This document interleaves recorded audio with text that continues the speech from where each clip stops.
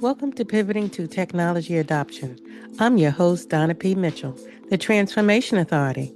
Every week, I sit down with executives, strategists, and innovators to tackle the one problem no one's solving: why 70% of technology transformations fail. Let's pivot. Good morning, good afternoon, good evening. Welcome to Pivoting to Technology Adoption. This is Donna Mitchell, the Transformation Authority, and I wanted to cover on the adoption gap that's getting wider and wider and wider. Now, I said in 2025 that the adoption gap crisis would not be just a technology problem, it would be a people problem, and that 70% of the transformation failure rate would continue. Not just because the models were weak, but because leaders were treating the tool like rollouts of transformation. I said training is what you pay for and adoption is what you get. 6 months later, in 2026, the Big Four have confirmed what I had been saying. And today I want to walk you through 3 things that you need to know about. The original call, the failure is human, not technological. I have been saying this since the early 2020s, and I formalized it in the 2025 writing of my 2026 book, Pivoting to Technology Adoption, Mind the Gap. The majority of the transformation initiatives fail because the human system around the technology, not the technology itself. People, processes, politics, organizational design, those determine the adoption, not the quality of the tool. The original call, number 2, the adoption gap is the real crisis. My book named the adoption gap as the central crisis. Investment without adoption is wasted capital. Pilots without scaling are expensive experiments, and deployments without user engagement are abandoned projects with better marketing. And lastly, the original third call, training is what you pay for, adoption is what you get. Across 48 years, 5 industries, telecommunications, aviation, airline operations, healthcare, pharmaceuticals, and the emerging technology today, I pretty much watch leaders confuse training completion with actual adoption, and it's not that. Training is what you pay for, adoption is what you get or you don't get. And right now, a lot of organizations are not getting the adoption piece. The organizations that make attendance reports, the change reports, are paying twice, once for training and again for the transformation that never happened. Only 5% of integrated AI pilots were extracting meaningful value. The source, once again, is MIT NANDA Initiative, the GenAI Divide, State of AI Business 2025. Let that 95% land on you. Now, AI transformations are failing faster than the broader transformation baseline because GenAI accelerates the human gap rather than bridging it. 70% over 2 decades, 95% in a single year of generative AI. That is not a contradiction, that is an acceleration. So that is what has been confirmed. Now, here are 3 patterns I'm naming for the next 12 months. I'm naming patterns. I'm not teaching the how on this podcast. Here's what I'm watching. The governance gap will separate scalers from stallers. Organizations that solve AI accountability first will scale, the rest will restructure. BCG's 2026 data tells us 72% of CEOs are now the main decision maker on AI. But naming the decision maker is not the same as building the governance system that supports decisions. Decision rights without operating governance is a press release, not a transformation. The market is about to sort into 2 camps, those with executive ownership and clear operating governance underneath, and those still negotiating on who owns what. The second group will spend 2026 going in circles. The measurement crisis will force a reckoning. Companies are investing in AI faster than they are measuring it. The BCG reports 94% of companies say they will continue investing even if AI does not pay off in 2026. Well, that's remarkable confidence. It's also unsustainable confidence. When the MIT NANDA data shows 95% of Gen AI pilots delivering no measurable profit and loss, and 94% of the companies continue to invest anyway, a correction is coming. Boards will start asking for a ROI evidence that current measurement systems cannot produce.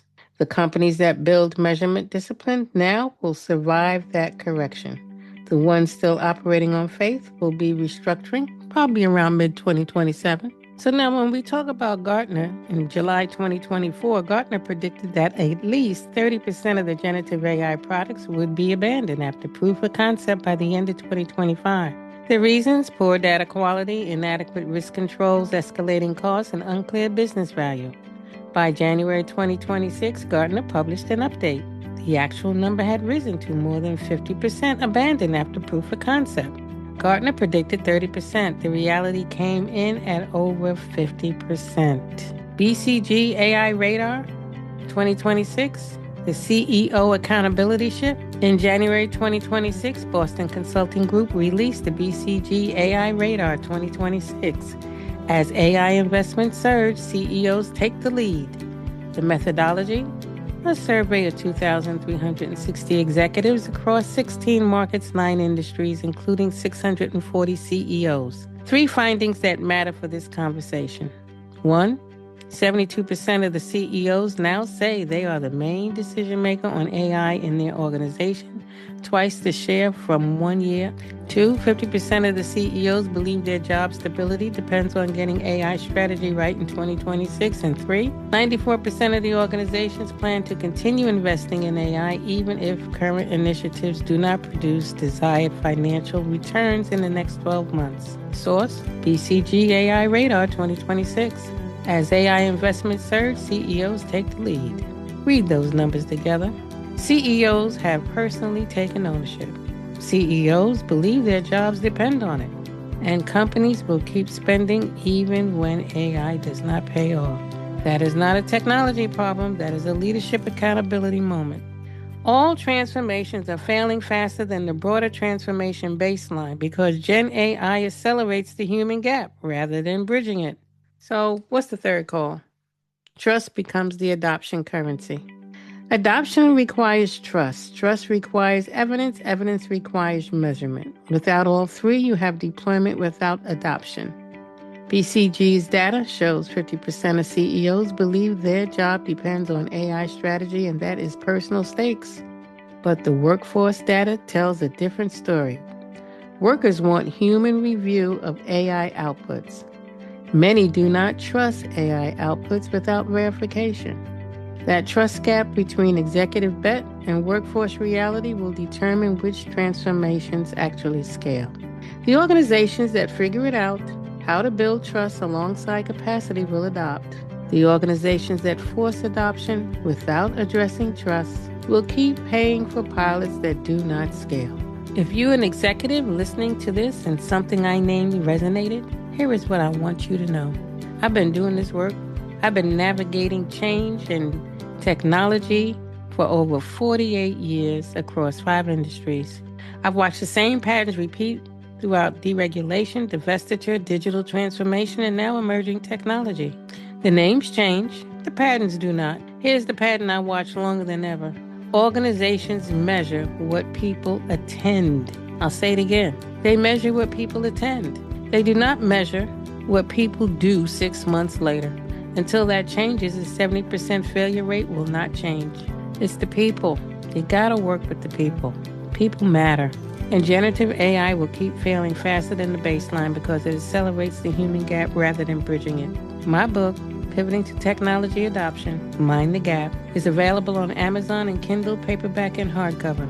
If you want to go deeper on the patterns I named today, the book is where the foundation lives. My advisory practice, the Transformation Authority, works with organizations that are ready to address the human side of adoption. If you want to talk about how these patterns are showing up in your organization, you can reach me through thepivotingportal.com or the Transformation Brief newsletter. Subscribe and keep up. But if you'd like to chat, pivotingportal.com. I welcome the conversation. Thanks for listening. I'm Donna P. Mitchell, member of Forbes Business Council, the Transformation Authority, and I look forward to talking to you.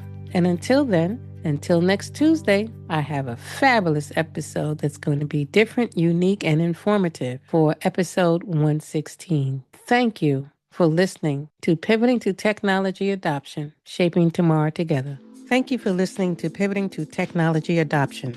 If this episode gave you something to think about, subscribe, leave a review, and share it with a colleague who needs to hear it. My new book, Pivoting to Technology Adoption, Mind the Gap, is available now on Amazon. Visit pivotingportal.com to work with me directly. I'm Donna P. Mitchell, the Transformation Authority. Until next time, mind the gap.